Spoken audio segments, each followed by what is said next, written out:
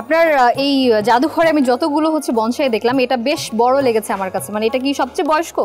না, এটা সবচেয়ে বয়স্ক না, তবে এটা বেশ বড় গাছ এবং এটা বয়সের দিক থেকে 25 প্লাস হবে। এটা আমি সংরক্ষণ করেছিলাম নারায়ণগঞ্জ ইপিজেড থেকে, সেটা আজকে থেকে প্রায় 20 বছর আগে।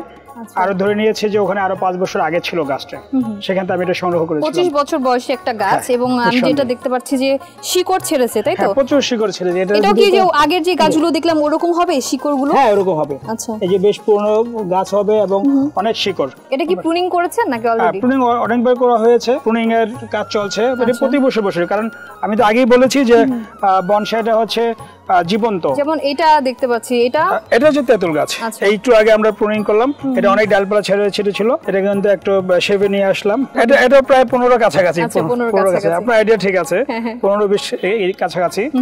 আর আমার তারপরে এই যে একটা খুব ভিন্নধর্মী মানে শিকড়ের গঠনটা দেখতে পাচ্ছি, এটা কি একাই হয়েছে নাকি? না, এটা একা হয়নি। এটা হচ্ছে সাউথ আফ্রিকার একটি গাছ, এটাকে বলে বাওবাব। আচ্ছা, এটাকে আমরা প্রথম সংরক্ষণ করেছিলাম হচ্ছে ইন্ডিয়া থেকে। এটা প্রথম ছোট চারা গাছ ছিল এবং তাকে বস্তাবন্দি করে রাখা হয়েছিল দীর্ঘদিন।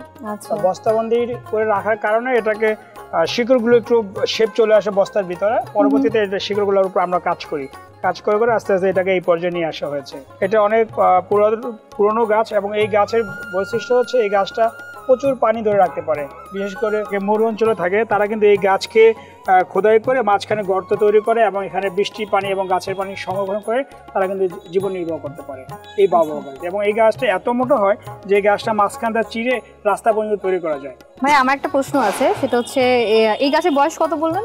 এটা 25 ইয়ার্স। তো 25 ইয়ার্স ধরে কি ওর এতটুকুই মাটির প্রয়োজন হচ্ছে, নাকি মাটি আপনি চাইলে পরে বাড়াতেও পারবেন, বা পটটাও চেঞ্জ করা যায় কিনা? সুন্দর একটি প্রশ্ন করেছেন। প্রকৃতির সাথে মানুষের সাথে যদি আমরা খেয়াল করি যে আমাদের যে বয়সটা, সেই বয়সে কি হয়, ইয়াং ছেলে পেলে কি করে, একটু বেশি খাবার খায় স্বভাবতই।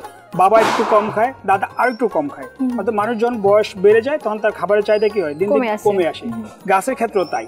এই গাছটা যখন ইয়াং ছিলেন, অল্প বয়সী গাছ ছিলেন, তখন কিন্তু আমরা প্রচুর তাকে খাবার দিয়েছি, পরিমিত খাবার দিয়েছি এবং তাকে একটা প্রজেক্ট গ্রোথ এনেছি, আমরা মোটা তাজা করেছি। বাট এখন এসে কি হচ্ছে, সে অত খাবার চাচ্ছে না, সে অল্প খাবার চাচ্ছে। অর্থাৎ এই মাটিটাতে আমরা 2 থেকে 3 বছর এই মাটিটাকে রাখতে পারি এবং 2 থেকে 3 বছর পরে আমরা কি করি, পুরো মাটিটা চেঞ্জ করে আবার নতুন মাটিতে খাবার দিয়ে, সকল রকমের খাবার দিয়ে রেডি করে আবার আমরা নতুনভাবে তাকে রিপোর্টিং করি। তখন গাছটা কি আবার সতেজ থাকে।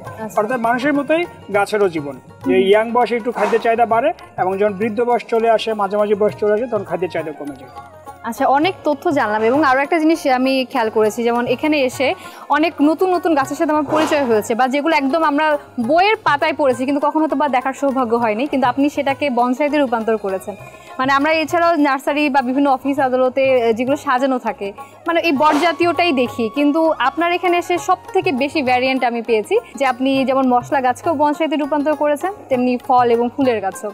তো ভাই, আপনার হাত ধরে বনসাই আরও এগিয়ে যাক এবং আমরা চাইবো যে আমাদের বাংলাদেশও যেন বনসাই শিল্পে একসময় অনেক বেশি উন্নত হয়। বাহির দেশের মতো আমাদের দেশেও আরও কার্যক্রম যেন বাড়ানো হয় এবং আপনিও আপনার হাত ধরে আরও অনেক উদ্যোক্তা তৈরি হোক।